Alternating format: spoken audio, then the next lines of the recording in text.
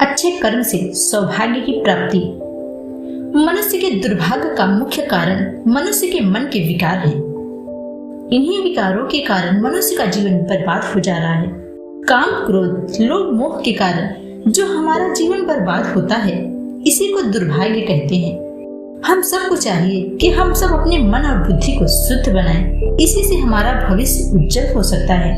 मनुष्य के कर्म आज के हों या कल के हों, उसका क्या फल होगा कोई नहीं जान सकता।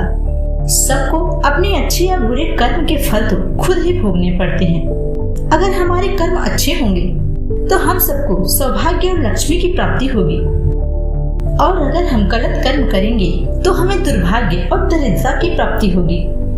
महात्मा बुद्ध का एक परम भक्त था। जब उसकी मृत्यु हुई तो उसके पुत्र ने सोचा कि अंतिम क्रिया के बाद जो भी पूजा पाठ होता है, क्यों न महात्मा बुद्ध से कराऊं, जिससे मेरे पिता की आत्मा को शांति मिलेगी। वो पुत्र महात्मा बुद्ध के पास गया और उनके मंत्र पाठ करने का निवेदन करने लगा। पुत्र की बात को सुनकर महात्मा मुस्कुराने लगे और बोले, बेटा, तुम एक पत्थर के दोने में पत्थर के टुकड़े और दूसरे दोने में मखाने भरकर ले आओ। वह व्यक्ति बुद्ध के बताए अनुसार एक दोने में कंकड़ व दूसरे में मखाने भर कर ले आया।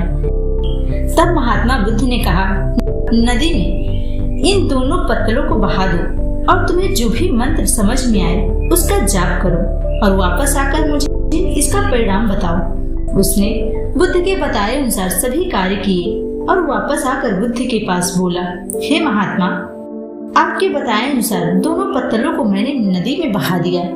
पत्थर वाला तो पानी में डूब गया, परंतु मखाने वाला तो तैरता हुआ आगे निकल गया।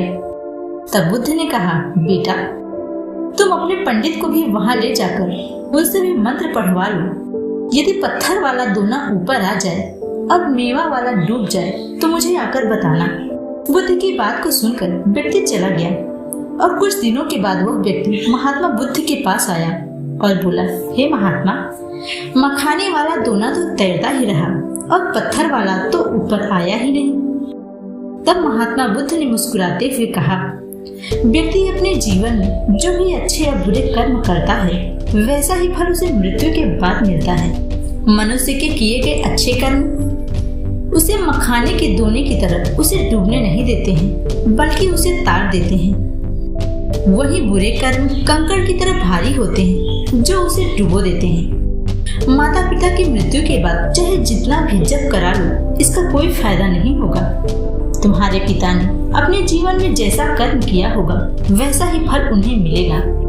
इसलिए तुम्हारे द्वारा कराए गए मंत्र, जाप, दान, पुण्य सब बेकार हैं, क्योंकि कर्मों का संपादन मनुष्य स्वयं करता है। इसलिए अपने अच्छे या बुरे कर्म का जिम्मेदार मनुष्य स्वयं होता है।